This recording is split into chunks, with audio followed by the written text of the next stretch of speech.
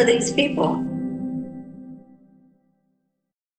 I got to quickly get through the Gordon Dimmack stuff and the UK stuff. It's crazy. So last week we said Gordon Dimmack was going to turn himself into police, and he did. So he tells this story about how on Monday, 15th of July, I walked into a police station and handed myself in. I did it calmly, peacefully, and with absolute clarity. I told them who I was. I told them I support Palestine action. I told them I've encouraged others to do the same. I handed them a printed declaration confirming all of it.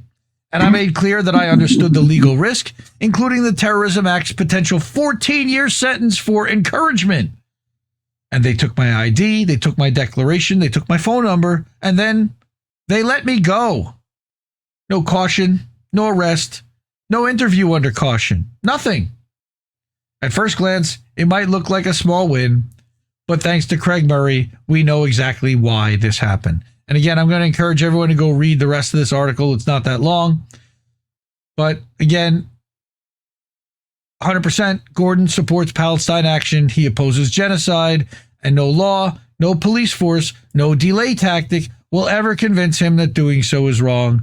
This is what conscience looks like. This is what resistance looks like. You can't arrest what's everywhere, but if they try, you'll know it wasn't about terrorism. It was about fear. So why did they hold off? What did Craig Murray say?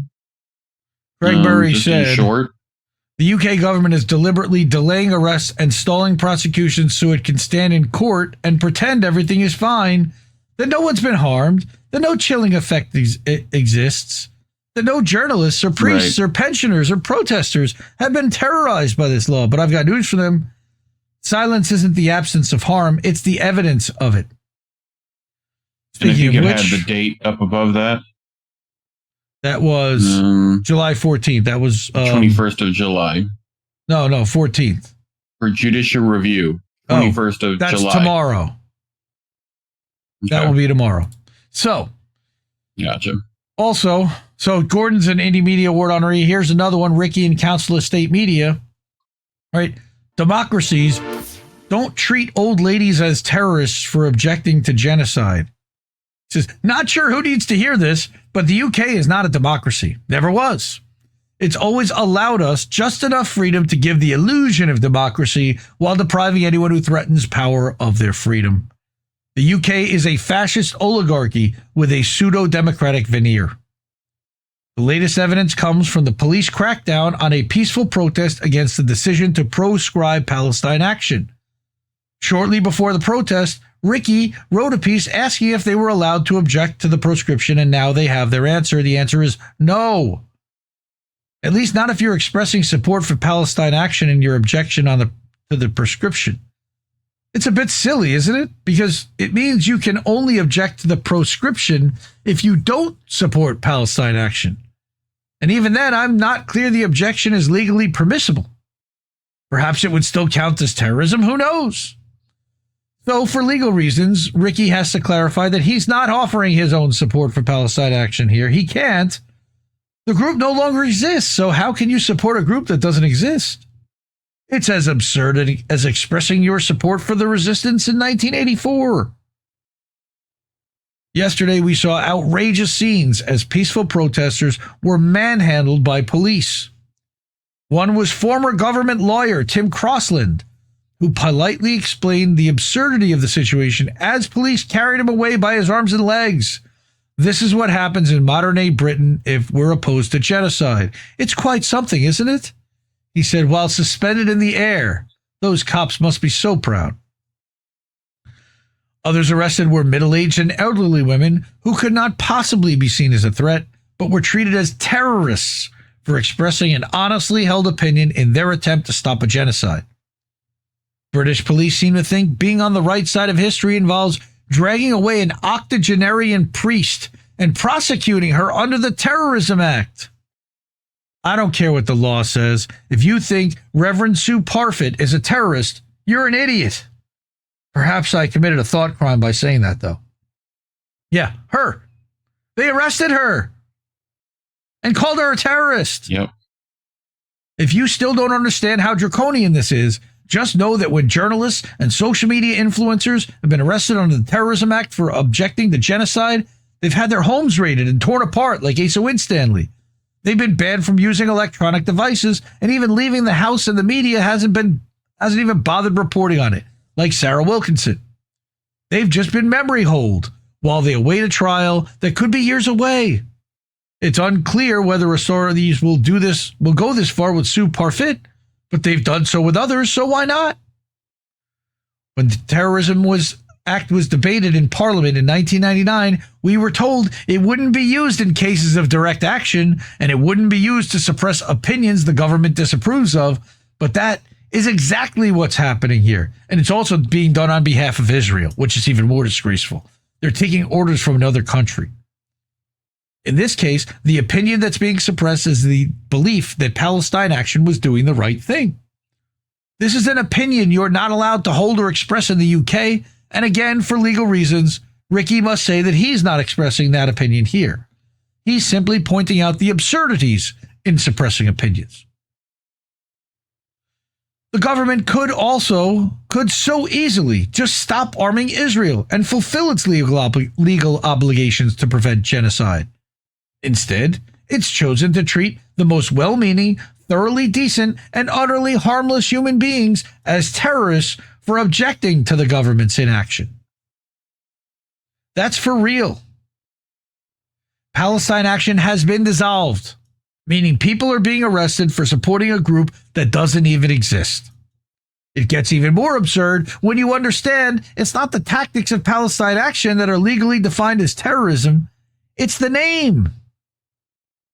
An individual who used the same tactics without any connection to the group wouldn't be charged with terrorism. They'd be charged with breaking an entry, trespass, vandalism, etc., and they could possibly be found not guilty, just like in one case when Keir Starmer was the defense lawyer. The proscription of Palestine Action is a tactic to get around the problem of activists being found not guilty on the basis that their actions were justified. It ensures that people must be found guilty because being part of the group or expressing support for the group is the crime. A name is terrorism. A name. This abuse of law means we're treating people as terrorists for supporting groups that don't exist, that resorted to behavior that's not terrorism to stop a genocide that our government is illegally participating in. Yep. We're seeing the silencing of dissent by a weak government composed of war criminals who are afraid the law will catch up to them. The draconian measures are not being introduced because the establishment is winning, but because it's losing. When the establishment has control of the narrative, it will allow dissent. It will allow the illusion of freedom, but the moment it starts losing control of the narrative, those freedoms will be taken away. In other words, your freedoms are conditional on you letting the war criminals win. Does that sound like democracy to you? Fucking Ricky is so brilliant. Love that guy. Support independent media. Support Council of State Media. councilofstatemedia.uk.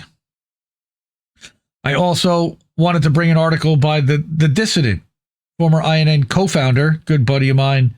We're due to have another one-on-one, I'm guessing, in the next couple of weeks, hopefully.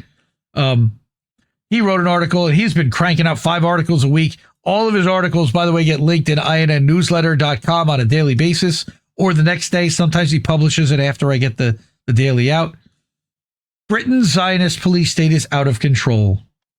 In order to protect Israel and Zionism, the UK has lost its mind. And I'm just going to bring the first and the beginning and the end of this one. He says, the UK keeps sinking further and further into a full-blown autocracy in order to criminalize speech and activism critical of Israel.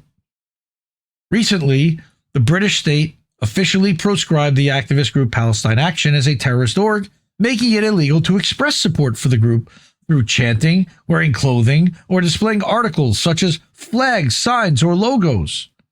And now apparently a Palestinian flag represents Palestine Action, which doesn't exist as a group anymore.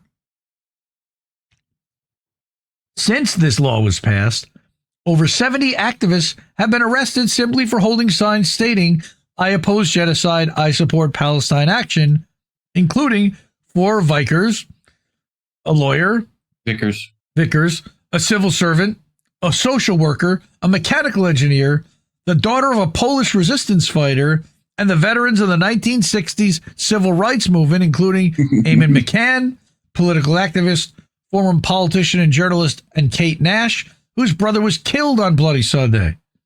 It's a disgrace to all of these people. Now the UK state has gone even further and is accusing activists of supporting proscribed organizations simply for protesting the Israeli genocide in Gaza. So I'm going to go skip down to the bottom here because the last paragraph basically says it all. The UK's war on speech critical of Israel has continued and is even ramping up to new Orwellian lows. From threatening peaceful anti-genocide protesters to seizing journalist devices, it's clear the British state is fine with becoming a full-fledged autocracy in order to protect Israel. For no other reason than to protect Israel. So again, even though this is about the UK, fuck Israel. Because Israel is controlling the narrative, in this case too, in a third country. All right, but not just there. We've got another one. All right, but before we get to that, if you can and are able to, and means, please support the media you want to see. That's our wall of fame. That's everyone that's hooked up our network with a tip. Best ways to do that, Cash App, $, Indie News Network, ko-fi.com/Indie News Network, paypal.me/Indie News Network, IndieNewsNow.com, and at the Substacks at INNnewsletter.com, again, where I linked that Dissident article earlier in the week, and at IndieMediaToday.com, where we are live right now. Hi, everybody over on Substack. I love you all, and I thank you for being here. Y'all are the best. Support independent media because we need it more than ever, and we'll see you soon, fam. We'll see you in a bit. Mwah. Ciao, baby. Bye, Felicia. No! We just fucking lost the stream!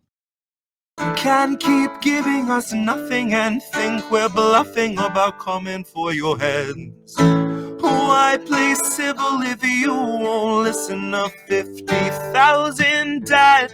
And now we know our mission, we form a militia, make Congress a prison.